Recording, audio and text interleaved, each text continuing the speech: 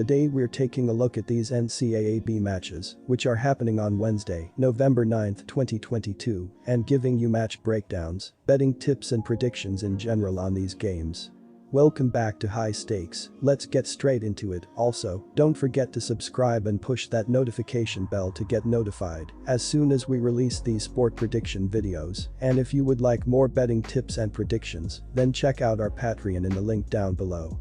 Our new Patreon is a way for us to help you improve your chances of making more money.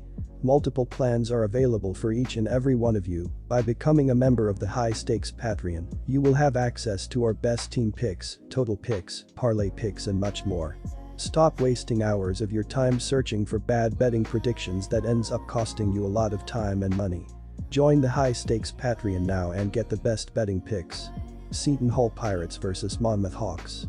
Monmouth has been a solid mid-major program in recent years, but this is going to be an adjustment period for Rice. Losing 3/4 of your offense from a season ago with no real major impact players with any kind of track record to step in poses a challenge. The Hawks are also switching conferences, though with any luck, by the time conference play gets underway, some of those issues will be resolved. Seton Hall lost Bryce Aiken, Miles Cale and Jared Roden, but bringing in guys like Ajacale and Defoe helps bolster their rotation. Holloway showed that he can win at this level as he did the job at St. Peter's. Returning to his alma mater, you have to give the Pirates the upper hand in this contest. Take the Seton Hall Pirates minus 18.5 points.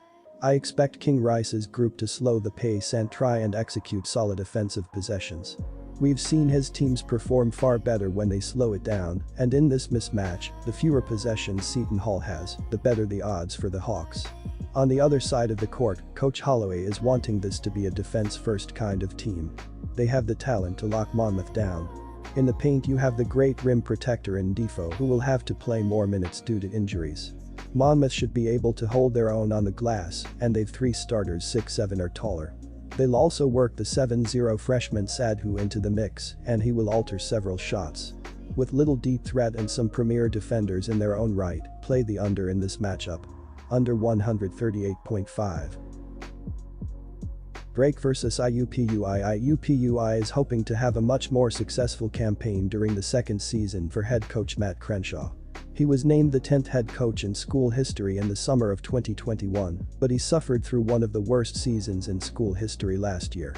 The Jaguars went 3-26 overall, including a 1-16 mark in Horizon League play. They dealt with some serious injury issues, beginning when Zach Gunn tore his ACL in the fall. IUPUI wound up having just 6 rotational players available for most of the season, suiting up just 5 players for the Horizon tournament. IUPUI was an absolute disaster last year, some of which can be attributed to injuries. The Jaguars might be healthier this season, but that did not seem to help against Iowa State on Monday night. They have now gone 1-16 in their last 17 road games. Drake is exactly the type of team that I want to back early in the season, as it returns almost all of its key players from last year. The Bulldogs are expected to win the conference and be a sleeper team in the NCAA tournament. They have everything it takes to do that, and they also have what it takes to dominate IUPUI. Take Drake minus 29 points. Iowa State handled the Jaguars with ease in their season opener, as IUPUI shot just 33.3% from the floor and 15.4% from behind the arc. Sophomore guard Jalen Counter led the Jags with 16 points on 45.5% shooting, as he was the only IUPUI player to score more than 6 points. The starting 5 consisted of 3 freshmen and 2 other newcomers, as 12 players made their team debuts for the Jaguars. IUPUI turned the ball over 29 times, resulting in 31 Iowa State points.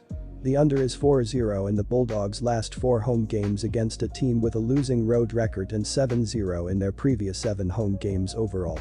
IUPUI was 349th in the nation in team possessions per game, 64.8 last season, and didn't indicate anything's changed against Iowa State with its new roster. While the Bulldogs should score easily, the injuries to their key group, while minor, may limit their production and minutes against an inferior opponent. With that said, I don't see them scoring as many points as the Cyclones did versus the Jaguars on Monday. Bet the under at 130.5 total points.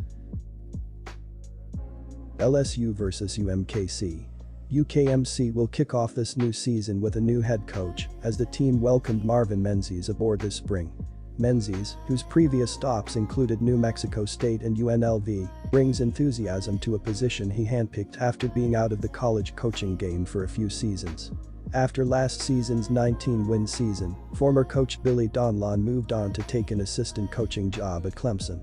In steps Menzies looking to take the program even further. Just like UMKC, the LSU Tigers are transitioning to a new head coach as they welcome Matt McMahon as the 25th head coach in LSU basketball history. McMahon comes over from Murray State and into the highly competitive SEC. McMahon's first order of business will be to bring stability to the program following former coach Will Wade and his recruiting violations that led to an FBI investigation. McMahon built this roster from scratch from the rubble of the violations, keeping 4 players from last year's roster and adding 3 players from his Murray State squad. Lastly, he was able to pick out a few more transfer portal players as well as his own recruits following the departure of recruits originally committed to the program with Wade attached to it. In the span of less than 2 months, McMahon went from 0 scholarship players to a full roster. LSU is deeper, bigger and more talented than UMKC for sure. If the Tigers were playing a more seasoned team with a coach that had been with the team for multiple years, this might be too high a line. But, like the Tigers, the Roos are also adjusting to a new coach. They dropped their home opener to Lincoln, which is a far cry from an NCAA level team. LSU has a number of 3PT shooters that will exploit the Roos, and McMahon was able to keep 2 of the best defenders from last season's roster. In addition, he brought Williams with him as a rim protector. The NCAA has still not officially come down on the LSU basketball program for the violations committed by the previous coach, but they are coming. With that in mind, expect the Tigers to play with an edge for much of this season, and this opening game is a great chance for them to lay the hammer on a weaker UMKC squad. Lay the points and take LSU. Take the LSU minus 22.5 points. LSU could touch 85 plus points, and I'm not convinced this game would reach the over. At that number, it would take at least 58 points from UMKC, which the team couldn't even manage against Lincoln, Mo. With so many moving parts on both sides, the under is undoubtedly the safer play. It's also 4-1 in the Roos' last 5 Wednesday games. Take the under 142.5 points.